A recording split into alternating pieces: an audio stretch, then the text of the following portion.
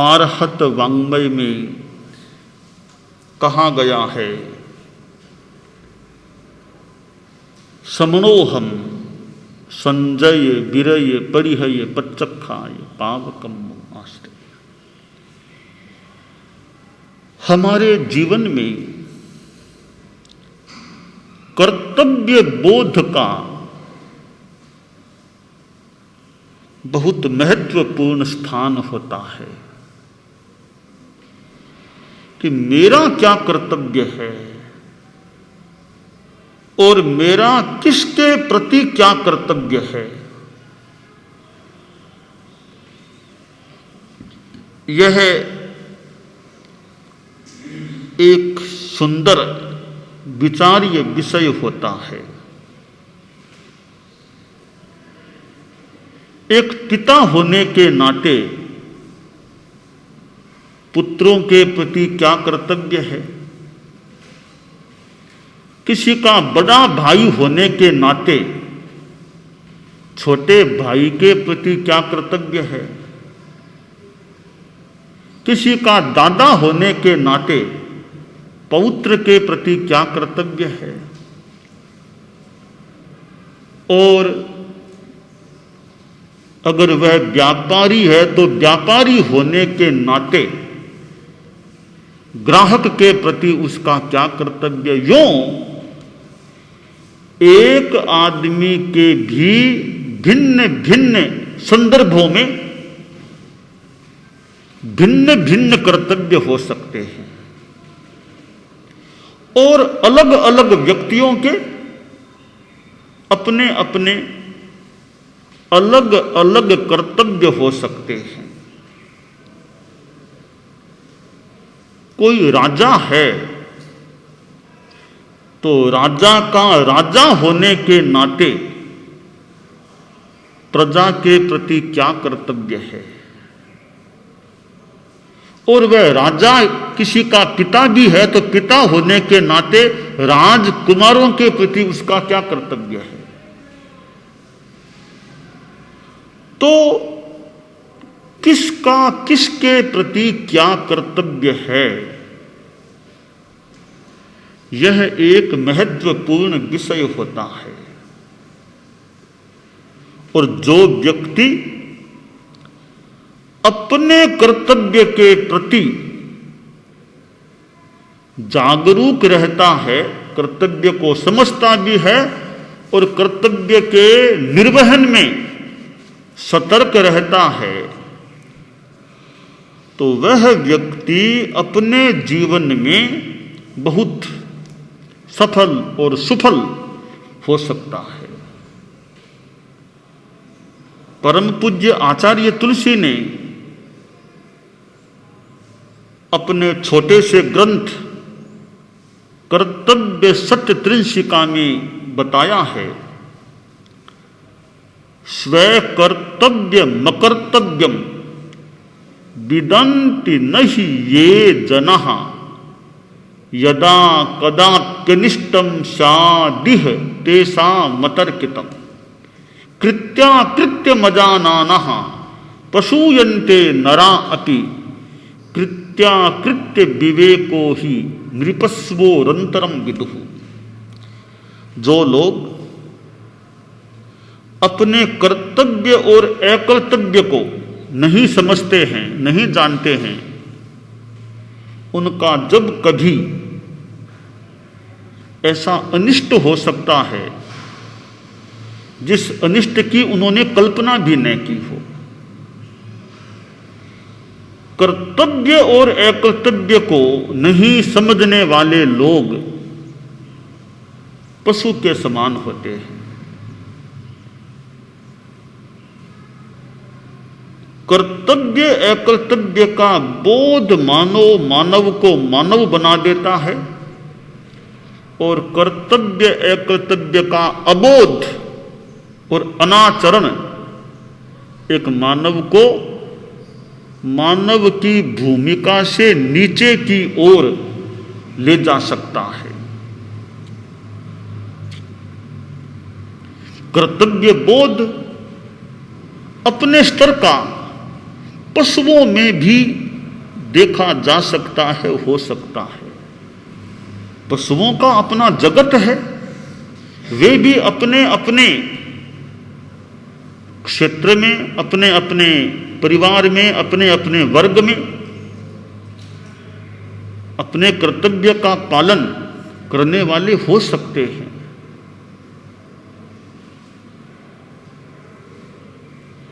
खैर, हम अभी आदमी की चर्चा करें कि आदमी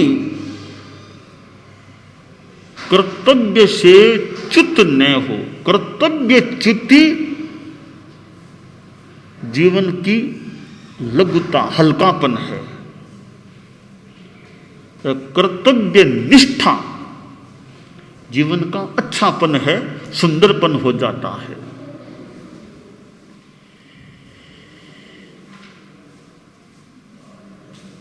कर्तव्य लौकिक सांसारिक संदर्भों में भी होता है और धार्मिक संदर्भों में भी होता है। भगवान ऋषभ के लिए कहा गया है कि भगवान ऋषभ जब गृहस्थावस्था में थे तो लोगों को प्रशिक्षण दिया। ये जो सावध्य काम है, असी मसी ऐसे काम हैं, उनका भी प्रशिक्षण दिया। तो प्रश्न उठ सकता है कि वे तो ज्ञानी पुरुष तीर्थंकर बनने वाले, उन्होंने ये सावध्य कामों का प्रशिक्षण क्यों दिया, इनमें क्यों गए? तो यहां एक समाधान दिया गया है। एक श्लोक प्राप्त होता है, वह यह है, एतच्च सर्व सावध्य मपि लोकानुकंपया स्वामी प्रवर्तयामास जानन कर्तव्यमात्मनः। कि ऋषभ भगवान गृहस्थावस्था में भी जानते थे कि यह सावध्य काम है, सांसारिक काम है, खेती बाड़ी आदि आदि ऐसे काम सावध्य काम है। फिर भी उन कामों का प्रवर्तन किया, बताया, सिखाया, जो भी। तो ऐसा क्यों किया सावध्य काम? तो वहां कहा गया, लोकानुकंपया आत्मनः कर्तव्यम जानन। एक तो लोगों के प्रति दया थी भी कि लोग कैसे ठीक जीवन को जीने वाले, जीवन यापन करने वाले बने, यह एक अनुकंपा का भाव था। दूसरी बात कि वे समझते थे कि मेरा कर्तव्य है, मैं अभी गृहस्थ जीवन में हूं तो मेरा कर्तव्य है कि अब जो मानव सभ्यता का कैसे विकास और कैसे इनको शिक्षण मिले कि जीवन किस तरह जीना है। तो अपना कर्तव्य समझ करके उन्होंने सावध्य काम का भी प्रवर्तन किया और मानो लोगों को प्रशिक्षण दिया। यह एक कर्तव्य बोध है। एक बार कहीं बाढ़ आ गई थी,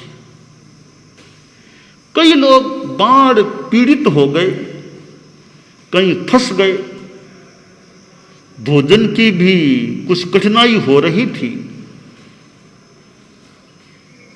तो ऐसे मौके पर कई समाज सेवी संस्थाएं होती हैं, लोग होते हैं, वे संकटग्रस्त लोगों का सहयोग करने का भी प्रयास करते हैं। सरकार भी ध्यान देती है। तो कुछ स्वयं सेवी कार्यकर्ता थे, वे रोज कुछ खाना बनाते और बाढ़ पीड़ितों के वहां खाना पहुंचाने का प्रयास करते हैं। एक दिन प्रातःकाल वे लोग एक खुले मैदान में बाढ़ पीड़ितों के लिए भोजन तैयार कर रहे थे। एक सामान्य सी मिठाई, आटे की मिठाई तैयार कर रहे थे। आटा पड़ा था, घी चीनी सब पड़े थे, बत्ती जगाई जा रही थी कि भोजन तैयार होगा। इतने में वहां एक भिखारी आ जाता है। भिखारी आमतौर से वो तो मांगने वाला होता है। तो जो भिखारी निकट आया तो कार्यकर्ताओं ने सोचा यह तो मांगने के लिए आया है कि मुझे भी कुछ मिल जाए। तो कार्यकर्ता बोले, देखो अभी यह जो भोजन है वह बाढ़ पीड़ितों के लिए तैयार होने वाला है, तो यह सारा भोजन तो हमारी व्यवस्था की हुई है, बाढ़ पीड़ितों के लिए जाएगा। तुम्हें कुछ चाहिए हमारे घरों में आ जाना, वहां से ले लेना। यह सारा भोजन तो हमें तो निर्देश है कि सारा बाढ़ पीड़ितों के वहां कैंप में ले जाना है, तो इसमें से तुम्हें अभी कुछ नहीं दे पाएंगे, ठीक है ना। वह बोला, बाबूजी क्या ठीक है? ठीक क्या है? मैं आपको जानकारी दूंगा, मैं यहां आया हूं, मैं कोई आटा कोई चीज मांगने के लिए नहीं आया हूं। तो फिर यहां क्यों आए तुम? कि बाबूजी मैं तो इसलिए आया हूं कि आज मुझे थोड़ा भिक्षा में आटा मिला है ना, आप वह आटा भी ले लीजिए, इसमें मिला लीजिए, मेरा आटा भी, इसकी भी कुछ मिठाई बन जाए और उन बाढ़ पीड़ितों के लिए मेरा आटा काम आ जाए। मैं इसलिए यहां आया हूं, आपको आटा देने के लिए यहां आया हूं, मैं तो न कि लेने के लिए आया हूं। एक भिखारी के मन में भी यह भावना कि अभी जो बाढ़ पीड़ित हैं, मुझे तो मिलता ही शाम को खा लूंगा, कभी खा लूंगा, तो बाढ़ पीड़ित हैं उनके लिए ज्यादा समस्या है अभी, तो उनको भोजन मिलना चाहिए, तो मेरा आटा भी ले ले, इसकी भी मिठाई बनाएं और उन बाढ़ पीड़ितों के लिए ले जाएं, मेरा आटा भी इस काम आ जाएगा, तो मुझे संतोष होगा कि मैंने भी किसी रूप में बाढ़ पीड़ितों की सेवा में अपना छोटा सा योगदान दिया है। एक भिखारी के मन में यह कर्तव्य भाव या कर्तव्य से भी थोड़ा ऊंचा भाव कि अभी जो कष्टाकुल कष्टापतित लोग हैं उनको भोजन पहले मिलना चाहिए। वे बाढ़ से पीड़ित हैं, उनके सामने ऐसे भी कुछ भय की समस्या होगी, भी बाढ़ है, क्या होगा क्या होगा, भूखे भी होंगे, वे दो तरह से मारे जा रहे हैं। यानी एक और तो वो बाढ़ की समस्या की भय की स्थिति हो सकती है और भूख, तो वे दो समस्याओं से ग्रस्त है। हमारे सामने तो है तो एक ही समस्या है, भिखारी ने सोचा मेरे सामने मात्र है तो भूख की समस्या है, न कि मेरे यहां कोई बाढ़ की समस्या है। तो मेरे एक तो समस्या है ही नहीं बाढ़ वाली, तो अब भूख की है, तो मुझे तो यदा ऐसे ही कई घरों में जाता हूं मिलता ही है लगभग मुझे, तो एक दिन नहीं भी मिलेगा मुझे खाना, एक समय नहीं भी मिलेगा, कोई खास बात नहीं है, एकाश ना भले मान लिया जाए होगा तो, पर यह मेरा आटा तो उनके काम आना चाहिए। अब यह भले एक लौकिक अनुकंपा की बात हो, परंतु खुद को खाना था उसको छोड़ दिया और उन बाढ़ पीड़ितों के प्रति मानो अपना एक सेवा का कर्तव्य निर्वाह भिखारी ने भी किया। यह एक कर्तव्य बोध की बात है। एक मां का अपनी संतान के प्रति कर्तव्य होता है, संतान का लालन पालन भरण पोषण, बच्चों के स्वास्थ्य का ध्यान, कितना कर्तव्य होता है मां बाप का। एक बार की बात, बोले काल्पनिक हो या वास्तविक घटना, एक युवक सरकारी नौकरी में नियुक्त हो गया, अच्छी नौकरी थी, अफसर था, एक बंगला भी उसको मिला हुआ था सरकारी स्तर पर, उसके परिवार में मां भी, उसकी मां भी थी और उसका अपने बच्चे आदि आदि भी थे। चूंकि सरकारी अफसर था तो यदा कदा लोग भी उसके बंगले में मिलने के लिए कोई समस्या को लेकर, कोई बात को लेकर आते रहते। एक दिन युवक के मन में आया कि इतने लोग आते हैं, तो कई लोग फिर मेरे परिवार का परिचय भी पूछते हैं कि कौन है आपके मां, कौन, पूछ लेते हैं। मेरी मां है, उसके आंख एक ही है, एक ही आंख है, तो जब मैं परिचय देता हूं कि ये मेरे मदर माता जी हैं, आंख एक ही दिखती है, तो लोग मन में क्या सोचते होंगे कि जो इनके माँ तो कानी है, एक ही आंख है, एक ही आंख है, तो अच्छा नहीं लगता है। तो क्या करूं, माँ को अपने पास नहीं रखूं तो फिर यह बात ही नहीं आएगी, एक ही आंख है, एक ही आंख है। युवक ने एक दिन माँ से कह दिया कि माँ अब तुम्हारे लिए अलग कोई छोटा सा फ्लैट लेकर के तुम्हें दे दूंगा, तुम वहाँ रहा करो, हमारे यहाँ साथ रहने में दिक्कत है। अब माँ तो क्या बोली, कब ठीक है बेटा, जैसा तुम कहो वैसा कर लूंगी। तो माँ को थोड़ी दूरी पर अलग फ्लैट में रख दिया। माँ अकेली रहती, खुद ही अपना खाना बनाती, खुद अपना काम कर लेती। कभी कभी बेटा जाकर के माँ से मिल लेता। 2, 3, 4 बरस बीते। माँ का देहावसान हो गया, लड़का गया, सब लोग भी गए, सब सारे संस्कार आदि के काम हो गए। फिर माँ का सामान वगैरह सब देखा। सामान में एक खाम पड़ी थी, बंद खाम थी, ऊपर लिखा हुआ था मेरे बेटे के नाम माँ का पत्र। बेटे ने खाम को लिया और फिर खाम को खोला, एक पत्र अंदर था। बेटे को कुछ शिक्षा भी दी हुई थी। उसमें एक बात यह लिखी हुई थी कि बेटा, तुमने मुझको अपने से अलग किया, अपने साथ फिर नहीं रखा, मुझे अकेली को रखा। इसको लेकर मेरे मन में कोई तुम्हारे प्रति आक्रोश नहीं है, उलाहना नहीं है, दुख नहीं है। जैसा तुमने कहा मैंने वैसा किया।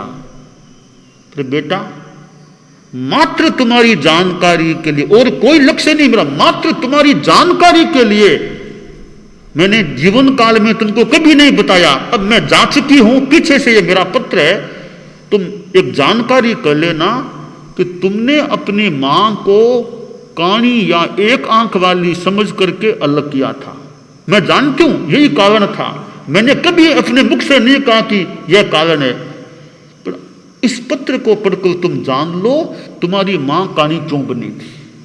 पत्र में लिखा हुआ था कि बेटा, तुम छोटे थे, तुम कोई 2-2.5 वर्ष के थे, कोई तुम्हारी आंख में बीमारी हुई, तुम्हारी आंख निकलवानी पड़ी, एक ही आंख रह गई। मैंने तुमको एक आंख वाला देखा, मेरा मन प्रकंपित हो गया, फिर मेरा बेटा एक ही आंख वाला कैसे रहेगा।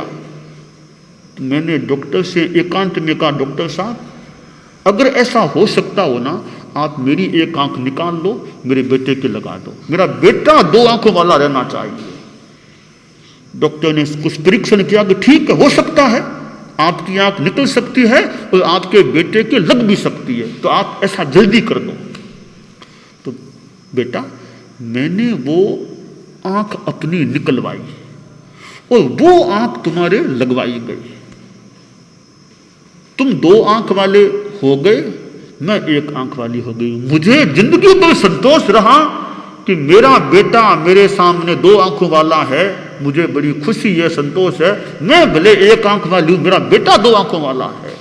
तो बेटा, तुम्हारी मां इसलिए कानी बन गई थी कि मैंने वो आंख तुम्हारे लगवा दी थी। बेटा, मैं ये कोई ऐसा नहीं करती कि मैंने तुम्हारे लिए किया। मैंने क्या किया? मैंने अपनी संतान के लिए किया। तो कौन सा मैंने बड़ा काम किया? मेरा कर्तव्य था, मेरी भावना थी। तो तुम्हारी जानकारी के लिए यह रहस्य मैंने लिख दिया है, तुम पढ़ लेना इसको।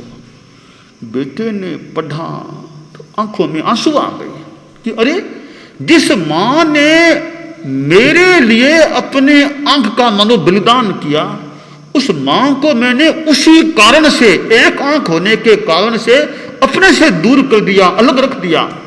यह क्या किया मैंने? फिर अब तो क्या करूं? अब पछताए हो तो क्या, जब चिड़िया चुग गई खेत। अब तो मां तो चल बसी, अब तो क्या कर पाऊंगा। वो दिन तो चले गए। तो उस लड़के ने सोचा कि ऐसी मां मुझे मिली है, ऐसी मां मुझे मिली, ऐसी मां सबको मिले। यानी इतनी कर्तव्य निष्ठ मां इतनी बलिदान संतान के लिए करने वाली मां सबको मिले, लड़के के मन में आया। तो यह एक देखिए मां के प्रति पुत्र का भी कर्तव्य था, कुछ निभाया भी होगा, पर पुत्र को यह पता भी तो नहीं था कि ऐसा बलिदान मां ने किया। खैर पता हो न हो, जो भी औचित्य होता है कई बार करना पड़ता है, पर मां ने संतान के लिए कितना किया था वो आगे जिंदगी भर एक आंख वाली रह गई, तो अपनी संतान को दो आंखों वाली अपने सामने देखती रही।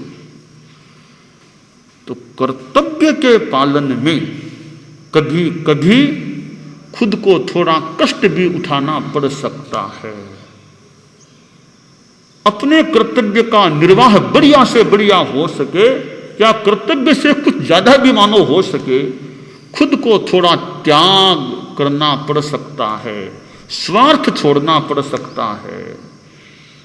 पर ऐसे जो कर्तव्य बोध के कृत्य होते हैं, वे कृत्य आत्मसंतुष्टि देने वाले हो सकते हैं और आदमी को ऊंचा उठाने वाले बन सकते हैं।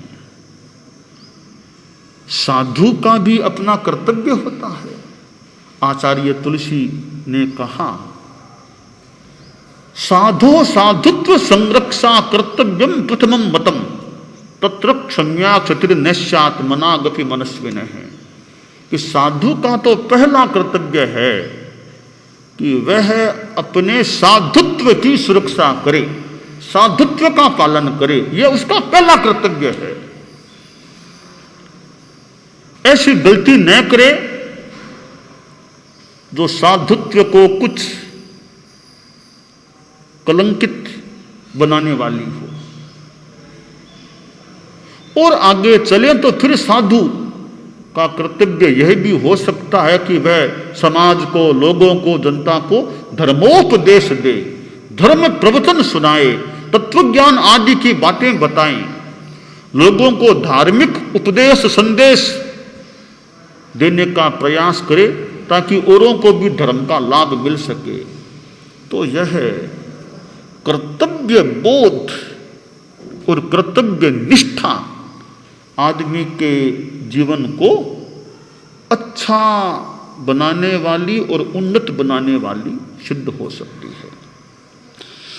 दानान सत्वम अभयपयाणम सच्चेषु या अणवज्जं वयन्ति तवेषु या उत्तम बंभचेरम लोगुत्तमे समनेणाय पुत्ते।